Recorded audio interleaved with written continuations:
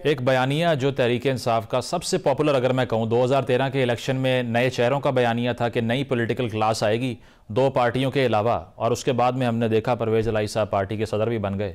लेकिन करप्शन का जो बयानिया था उसको काफ़ी माइलेज मिला। पीटीआई का जो एक बयानात का एक अंबार था जिसमें ये साबित किया गया कि बाकी दो पार्टीज़ जो हैं उसमें जो भी है वो उसका कम अज़ कम करप्शन से पाक कोई कैरेक्टर नहीं हो सकता।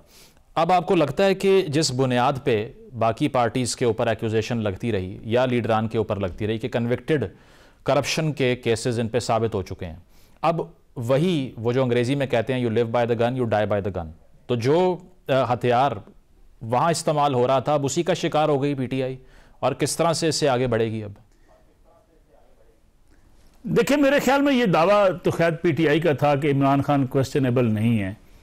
अगर राना साहब और मेरे ख्याल में बेग साहब बखूबी वाकिफ हैं, सिर्फ आरफ नकवी साहब के केस को अगर आप सामने रख लें, और पता नहीं मेरे ख्याल में उसमें हमने सब ने आंखें बंद क्यों की हुई हैं, ये किए रखी हैं, उससे आपको अंदाजा हो जाएगा कि आपने वो बयान आपको याद होगा जब एज पीएम खान साहब ने कहा कि थोड़ी सी मनी लॉन्ड्रिंग पे उनके साथ इतना सब हो गया।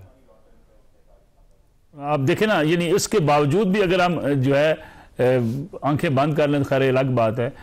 दूसरी बात देखें, जिस प्रॉपर्टी टाइकॉन की या मलिक रियाज साहब की बात की जाती है, खान साहब के बयानात निकाल के देख लें। खान साहब कहा करते थे कि ये हर पार्टी को खुश करते हैं, हर पार्टी इनका त्यारा इस्तेमाल करती है, हर पॉलिटिकल पार्टी को ये जो है खरीद लेते हैं, हर फर्द को ये खरीद लेते हैं। खान साहब को आखिर क्या वजह बनी कि खान साहब उनके लिए जो काबीना के इजलास में बंद दफाफा भी रख देते हैं, फिर वो अलकादर ट्रस्ट के लिए ज़मीन भी दे देते हैं। और अब आपको याद होगा जब उनसे सवाल ये किया गया कि भाई आपको ज़मीन उन्होंने दी, तो आपने देखा नहीं कि आप उसी बंदे से ज़मीन ले रहे हैं जिसके बारे में आप इतने इतने इल्ज़ामात लगाया करते थे। तो उनका जवाब बड़ा हैरान कुन है। उन्होंने कहा, ये सारी वीडियोज़ मौजूद हैं, उन्होंने कहा जी कि मुझे 9 अरब रुपए शौकत खानम के लिए फंड्स दिए जाते हैं। अब मैं कैसे चेक करूँ कि कौन उसमें से कौन पैसे कहाँ से ला के मुझे दे रहा है? यानी इसका मतलब ये है कि उन्होंने इस बात को भी इस तरीके से गोल करने की कोशिश की कि ये अगर मुझे जमीन दी गई अलकादर ट्रस्ट के लिए तो मैं कैसे चेक करता कि उनके पास पैसे। मलिक साहब लेकिन देखें ना, ये बात तो आपको भी क्लियर होगी कि 14 साल सजा मुकम्मल तो नहीं वो काट लेंगे इसमें। देखिए, आप डाउटफुल तो हो जाते हैं ना जी। अगर आप, मैं कहता हूं सजा चले कल से वो हाई कोर्ट से बरी होकर बाहर आ जाएं, यानी ये उनके गले में लगा हुआ दाग जो है उनके सीने पर लगा हुआ है, क्या ये धुल सकेगा? देखिए, एक चीज होती है पॉपुलर, लोग कहते नहीं पॉपुलर हैं। पॉपुलर होने का ये मतलब हरगिज नहीं है कि आपकी चोरी नहीं पकड़ी गई, यानी आपकी चोरी तो पकड़ी गई ना जी। आपने आखिर क्या वजह थी? आप शहजाद अकबर साहब को सारा आप दौड़ा रहे थे। शहजाद अकबर साहब पहले खत लिख रहे थे, पहले आपकी हुकूमत खत लिख रही थी बरतानवी हुकूमत को कि जनाब एक बहुत बड़ा माफिया है जो वहां पे ये प्रॉपर्टी खरीद रहा है, उसके खिलाफ तहकीकात हो रही हैं, और उसी माफिया के साथ आप उसको फैसिलिटेट करने के लिए काबीना का इजलास भी बुलाते हैं, उसमें मंजूरी भी लेते हैं, फिर उसके बाद आप डिफेंड करते हैं। आज तक आप डिफेंड कर रहे हैं। देखिए, मसला ये है कि पॉपुलर होना और साथ आपके ऊपर कोई दाग लग जाना, इसको आप कैसे धो सकते हैं? लेकिन सवाल ये पैदा होता है कि जब आप दूसरों को ये सारी चीजें कहते रहे, हर एक के ऊपर इल्जाम आप लगाते रहे, आज आप उसी कटहरे में आके खड़े हुए हैं। ये एक दो चीजें नहीं है, बेशुमार ऐसी चीजें और भी मौजूद हैं। लेकिन चूंकि वो खान साहब इस बात को मानने के आदी नहीं है। आपने जिक्र किया परवेज इलाही साहब का, यानी ये आपको ये भी याद होगा 2 बयानिए थे खान साहब के। एक उनका बयानिया था कि मैं इलेक्टेबल्स को कभी साथ नहीं लूंगा, मैं जनाब हार जाएगी मेरी पार्टी लेकर मैं किसी चोर डाकू को अपने साथ नहीं रखूंगा। 2013 का इलेक्शन देख लें, 2018 का इलेक्शन देख लें, 2024 के इलेक्शन में भी बहुत से उम्मीदवार वो देख लें। पंजाब में तो अगर आप जायजा लें, पूरा पाकिस्तान पीपल्स पार्टी के सारे लोग इनके साथ हैं तकरीबन। जब पीपल्स पार्टी वहां से पंजाब से एलिमिनेट हुई, पीछे चली गई, सारे लोग भाग के इनके पास आ गए, वो सारे पीटीआई के कारकुन बन गए और वो उनको टिकट्स भी मिल गई।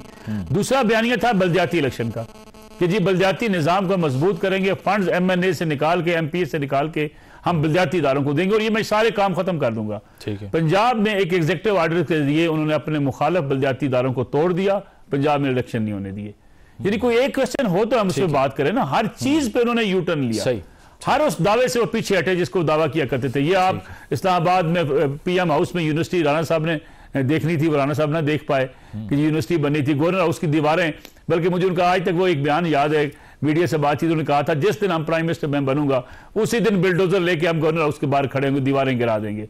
वो ना दीवारें गिरी, ना वो प्राइम मिनिस्टर हाउस यूनिवर्सिटी बना। तो मेरे ख्याल में ये दावे हमारे यहाँ किए जाते हैं, मंशूर पेश किए जाते हैं, अवाम को कुछ और कहा जाता है, इकदामात आपके कुछ और होते हैं। ठीक है मोहसिन बेग साहब, ये मुज़ाकरात का जो अमल था, अब इसमें जो डेडलॉक दिखाई दे रहा है वो जुडिशल कमीशन जो 9 मई के हवाले से है उस पर है, और पीटीआई ये फील करती है कि हुकूमत इस पर बात नहीं करना चाहती। उसकी वजह यह है कि आर्ग्यूमेंट ये है कि केसेस पहले से अदालतों में मौजूद हैं, मिलिट्री कोर्ट्स में भी ट्रायल हो रहे हैं, तो इस पर एक और जुडिशल कमीशन बनाने का जवाब पैदा नहीं होता। आपको लगता है कि इस पर तहरीक इंसाफ कुछ कॉम्प्रोमाइज़ करेगी, या डेडलाइन जो 31 तारीख की है उसके बाद कोई मीटिंग नहीं होगी, जिस तरह शेख वकास साहब कह रहे हैं? देखिए, मैं तो पहले दिन से कह रहा हूं कि ये जो मुज़ाकरात हैं, दोनों साइड की जो कमेटीज हैं, ये इतने पावरफुल नहीं है कि खुद से कोई डिसीजन या कमेटी के अंदर कोई फैसला कर सके। अभी मुज़ाकरात के लिए और जो कमीशन के लिए पीटीआई ने डिमांड्स लिख के दी हैं, उसके कमीशन के टीओआर भी बना दिए हैं खुद से ही। हालांकि कमीशन जब बनेगा तो वो टीओआर अपने खुद बनाएगा, लेकिन ये टीओआर और ये जो जुडिशल कमीशन बनाना, ये चार्जशीट है गवर्नमेंट के खिलाफ, तो ये तो नहीं होना। और ये मुज़ाकरात भी मैं समझता हूँ फ्रूटफुल नहीं होंगे। अगर ये पीटीआई वाले थोड़े से सिंसियर या सीरियस होते तो इस मुज़ाकरात और डायलॉग को आगे लेके चलते पॉजिटिव तरीके से, और कहीं जाके इनका कोई बेहतर वर्किंग रिलेशनशिप कायम होता गवर्नमेंट के साथ।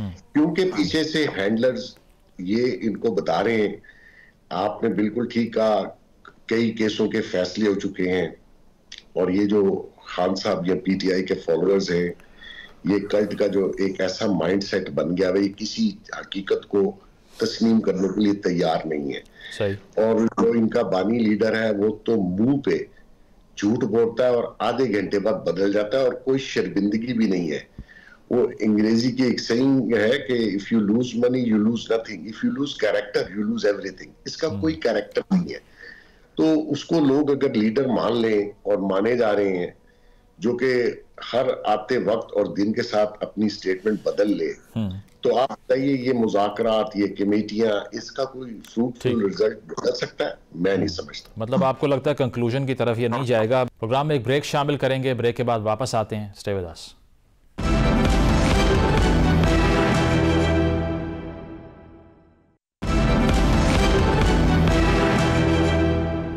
वेलकम बैक नाजरीन, पैनल हमारे साथ मौजूद है, डिस्कशन को कंटिन्यू करते हैं। आमिर साहब, ख्वाजा आसिफ साहब ने ये बात की कि वाहिद जो मकसद था तहरीक इंसाफ का वो इस्टेब्लिशमेंट तक पहुंचना था, और वो उन्होंने अचीव कर लिया है। रऊफ़ हसन साहब ने भी यही कहा कि दरअसल असल बात जो होनी है वो इस्टेब्लिशमेंट से ही होनी है।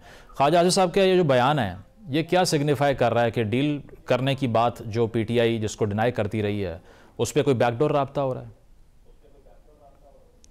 देखिए, बैकडोर तो कभी भी बंद नहीं हुआ। अब ये बराह रास्त राब्ता किस तरह होगा, आप इमरान खान की ज़ुबानी सुने। उनसे अडयाला जेल में पूछा कि जनाब आप बताएं, आपके पास इस्टेब्लिशमेंट से कोई मैसेज आया, कौन लाया, क्या मैसेज था? उन्होंने कहा जी बिल्कुल इनडायरेक्ट मैसेज आया, लाने वाले का नाम भी नहीं बताऊंगा और भेजने वाले का भी नहीं बताऊंगा। अच्छा। कि अंगेज तो वो हर सूरत में कब से होना चाह रहे थे। फिर अब जब बात हुई और खान साहब ने खुद खोली, जिसको बैरिस्टर गौर छुपा रहे थे, कि हुई है बात और बराह रास्त बात हुई है, जिस पे फिर उन्होंने कहा जब खान साहब ने कह दिया तो मैं कह दूं, और अस्करी तर्जुमान ने कह दिया कि जी कोई बात नहीं हुई। अच्छा, इसको जुबैर साहब को लोग ले आए मीडिया पे कि जी मेरे साथ भी यही कुछ हुआ था, बात तो हम 6 घंटे अगर बैठे रहे तो हम क्या करते रहे। जी बिल्कुल मान लें कि पीटीआई की बातचीत आर्मी चीफ से हो गई एक लम्हे के लिए, चाहे सिक्योरिटी जराए ने तजदीद कर दी हो। नतीजा क्या निकल रहा है? क्या वो ट्रस्ट डेफिसिट खत्म हो गया है? क्या ट्रंप गारंटर बनेंगे इनके आके कि जी आर्मी के साथ जो कुछ कर दिया है, और जिस तरह बच्चे बच्चे की जुबान पे लाके उनको गंदा कराने का प्रोग्राम, चूंकि ये एक्स आर्मी जो हमारी साबका एस्टेब्लिशमेंट या रजीम कहेंगे, ये काम उनका तैयार किया हुआ है ना। ला के बसों में भर भर के लेक्चर दिलवाए गए, लोगों को सिर्फ ये सिखाया गया कि पिछले सारे चोर थे और ये बड़े साहब आए हैं जो बहुत अच्छे हैं, और इन्होंने तो पता नहीं क्या इनकलाब करना है। वो अपने 4.25 साल का एक दिन का हिसाब देने को तैयार नहीं। 11वां साल उनका, 12वां साल शुरू होने वाला है, केपी में उनकी हुकूमत है। क्या किया उन्होंने? वो डिंगी के दिनों में हेलीकॉप्टर लेके निकल जाते थे कि जी मैं नए सियाती मकामात बना रहा हूं, वो पुराने भी बर्बाद हो गए, नए तो क्या बनने थे। यूनिवर्सिटियों की ज़मीनें ये बेच रहे हैं केपी में। ज़्यादा से ज़्यादा क्या काम किया कि चांसलर अब गवर्नर नहीं होगा, सीएम होंगे, बहुत अच्छी बात है। तालीम तो दे देना, जो तालीम वज़ीर आला खुद खड़े होकर चौक में दे रहे हैं, वो क्या दे रहे हैं वो आपने सुन लिया हुआ है। वो अपने किस्से क्या सुनाते हैं एनसीए के, यूनिवर्सिटी कॉलेज के, लाहौर कॉलेज के। आज इमरान खान के साथ बातचीत करके फौज को क्या मिलना है?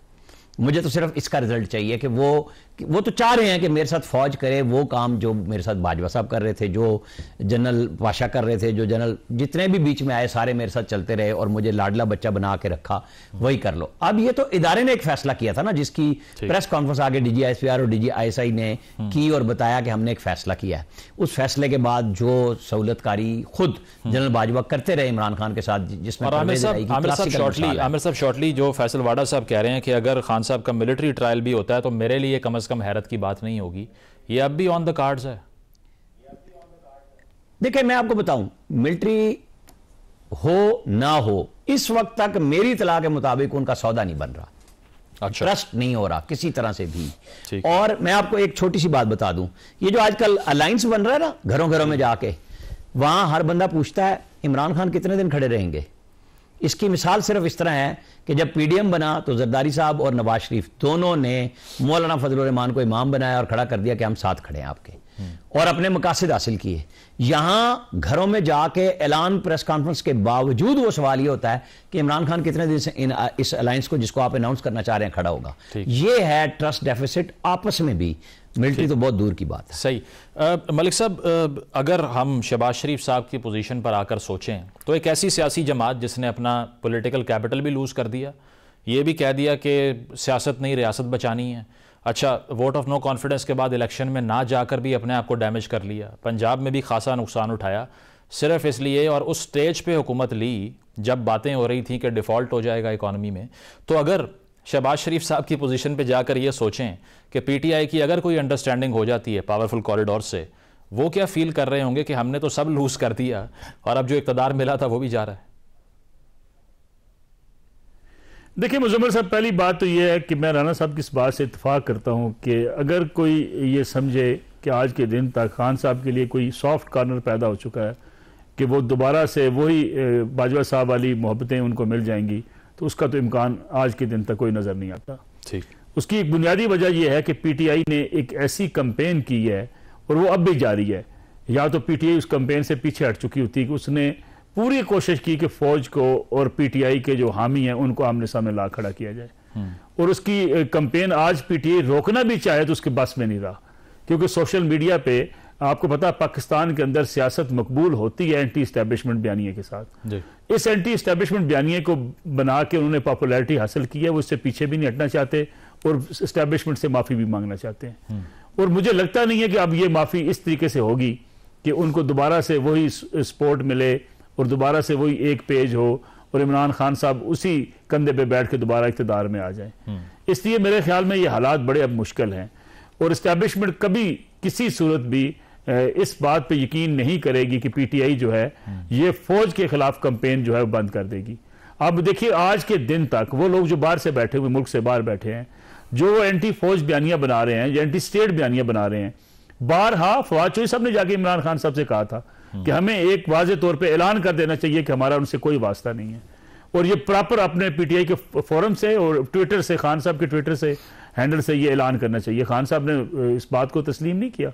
तो मेरे ख्याल में वो मजे लेना चाहते हैं पॉपुलैरिटी के भी, और साथ वो एस्टेब्लिशमेंट के कंधे पे बैठ के वापस इक़्तिदार में आना चाहते हैं। ये होगा नहीं। ठीक, और ये पॉसिबल नहीं है। जो सवाल है जो है इदारे के PMLN क्या फील कर रही होगी अगर अंडरस्टैंडिंग हो जाती है तो?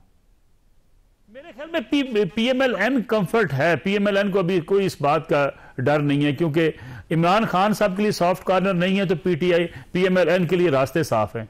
अब देखना PMLN के लिए क्या मुश्किल होगी। उन्हें पता है कि इमरान खान साहब की वापसी नहीं होनी, उन्हें पता है कि कोई अगर कंप्रोमाइज होता भी है तो उसकी सूरत में हुकूमत ने नहीं जाना। अगर हुकूमत ने नहीं जाना तो PML कंफर्टेबल है। अब PMLN के लिए मसला ये है कि वो अगर अपनी पंजाब के अंदर जिस तरीके से वो लगे हुए हैं, अपना वोट बैंक, अपने कारकुनों को मोटिवेट करने में वो कामयाब हो जाते हैं, तो ये पॉपुलैरिटी जो है जिसको आज हम तस्वर करके बैठे हुए हैं, ये ऐसा नहीं है कि ये पॉपुलैरिटी जो है इलेक्शन के मैदान में उसी तरीके से रहे जितना 2024 में, लेकिन डिपेंड करेगा अगेन मियां नवाज शरीफ के ऊपर, नवाज शरीफ साहब की खामोशी और मरियम नवाज के ऊपर। मियां नवाज शरीफ साहब की खामोशी कब तक बरकरार रहेगी? मेरे ख्याल में मियां नवाज शरीफ साहब जो है वो पंजाब पे फोकस किए हुए हैं। ऐसा नहीं है मियां नवाज शरीफ पंजाब पे फोकस नहीं किए हुए। मरियम नवाज बाहर निकली रही हैं, जगह जगह यूनिवर्सिटियों में जा रही हैं, मियां नवाज शरीफ की प्लानिंग चल रही है और मियां नवाज शरीफ चाहते हैं कि अगर पंजाब के अंदर वो अपना वोट बैंक वापस लाते हैं या अपने आप को दोबारा से मरियम नवाज पार्टी के लिए बेहतर काम कर जाती हैं तो आने वाले इलेक्शन में मुकाबले की फजा होगी, मुकाबले की फजा में फिर PMLN गेन कर सकती है। ठीक है।